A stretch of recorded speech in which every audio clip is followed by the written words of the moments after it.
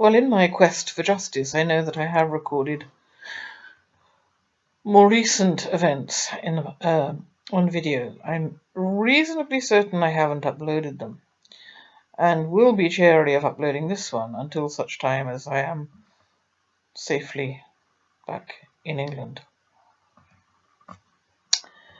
I've just been watching a video again about, is it Guy Taylor? I hadn't heard of him. I gather he's an activist. I'm not sure anyone would call, well, certainly not a well-known activist. I don't think what I've done would particularly come under the heading of being an activist, but I don't know. However, I too have spent time in police cells with little or no justification.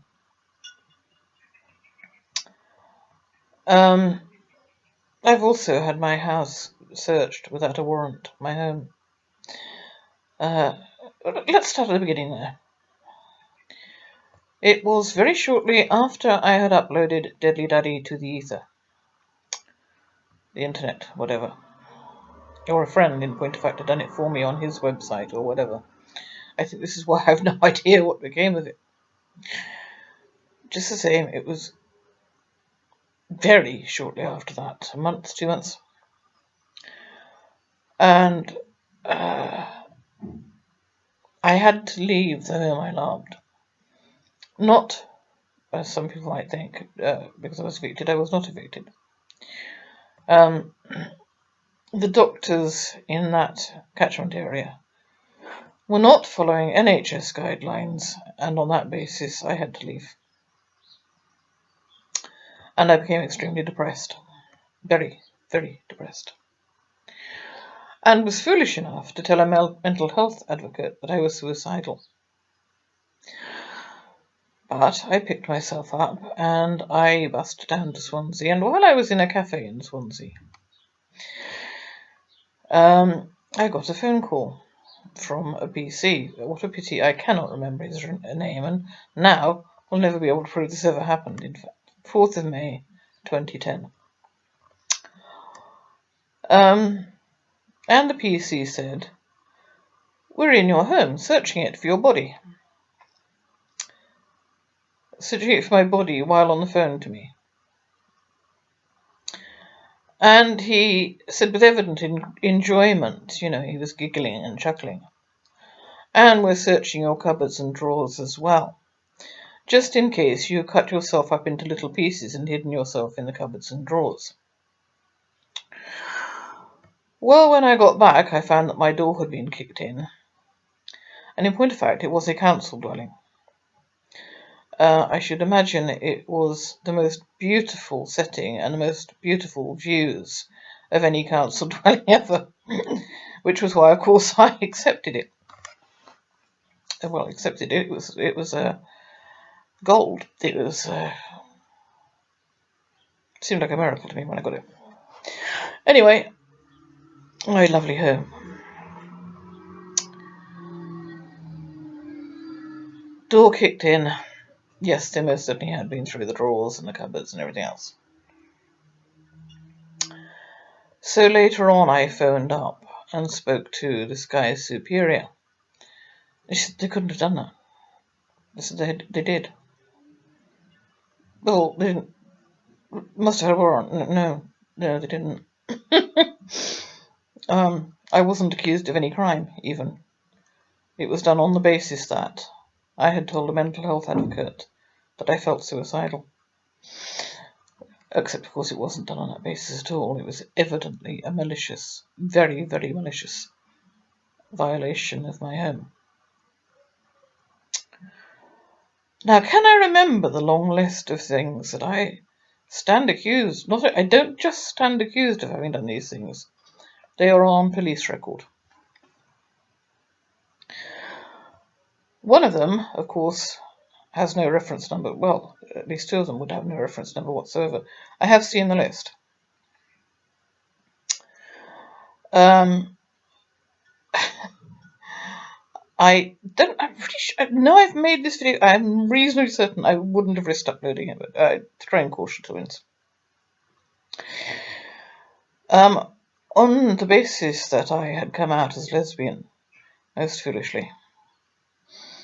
One woman assumed that I would be up for a sort of an experiment, really. She was bi-curious. I don't know if anyone knows what bi-curious means. It means a previously heterosexual woman who's rather curious about lesbianism and wants to try it out. Thinks she might be a lesbian. And stalked me for some months, which is a separate thing to what I'm about to say. There's two things in there. I had a notice pinned to the outside of my front door with various obscenities on it. Outside of my front door. It referred to eating cats. I think people might get that reference. If you think of a colloquialism for a cat. There's a cartoon actually on Facebook at the moment, something to a cat with a horrified expression saying, "Lesbians eat what?" That was what it said. And, moreover, if you wanted it eaten, you should knock on my front door. On the spot, the police person and, crikey, what's the other one? The unqualified police person who helps the police person. They had decided that I had pinned this notice to my own front door. And this was put down on a criminal record.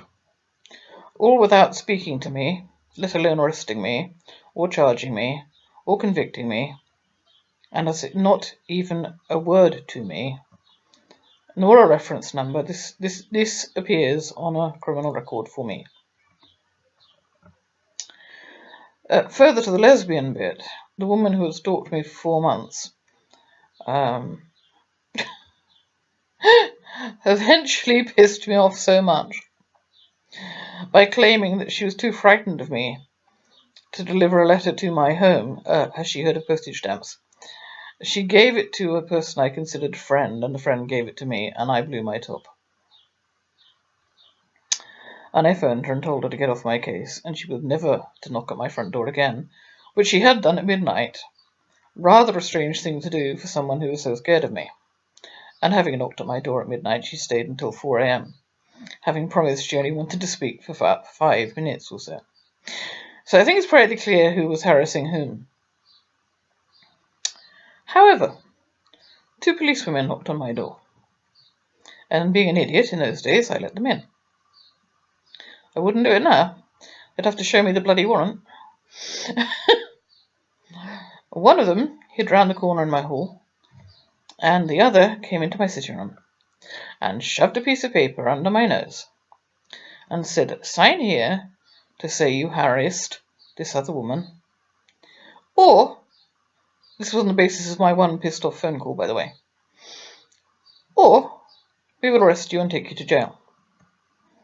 So I scribbled a great dark blob on it that could no way pass for a signature unless you were completely illiterate. On that basis, what was I convicted of? Well, harassment. So that was 2. Not to mention the break-in. Another ludicrous occasion, which is also on police record, took place at a cafe I had at that time frequented for approximately 4 years, daily, and I always ordered coffee, cake, and decaffeinated coffee. Always. That particular summer, the decaffeinated coffee was appalling because it was being made by 12-year-olds who couldn't make it, didn't know how to make coffee. So on this particular day, beautiful sunny day, and I had my dog Flossie, and of course chairs and tables outside in the sunshine, I ordered the cake and said, "Don't bother about the coffee." And of course I paid for the cake, and no coffee appeared because I didn't order a coffee, so I wasn't guilty of not paying for anything. I paid for exactly what I ordered, and that wasn't in dispute ever. What did happen was that one of the proprietors came out, leaned into my face. Very stupid thing to do with someone with post-traumatic stress. I was sat down, she was stood up. She leaned right into my face and screamed at me. "What's wrong with our coffee then?" She was not joking. If she'd been joking, I'd have what are you talking about? And actually, I kept my temper rather surprisingly. I finished my cake, took my dog around the corner to our home, put her inside, went back to the cafe. I said, "Could I please speak to A?" Unfortunately, I was taken into the kitchen by one of the young girls and spoke to her partner. And when I say partner, I mean her partner in business, who didn't know what had occurred. And all I said was, I didn't order coffee because the 12-year-olds you've been employing all summer could not make coffee to save their lives. That was it. And then I left. And she said, "I'll call the police. You come into my kitchen?" I said, "Yeah, one of the girls led me in here to talk to you. I'll call the police." Well, I thought she was joking and I left. Years later, I discovered she wasn't joking, and the police had in fact been called. And God knows what the offence was. I didn't think there was an offence called not ordering coffee this day. Nevertheless, that is also on a criminal record that I apparently have.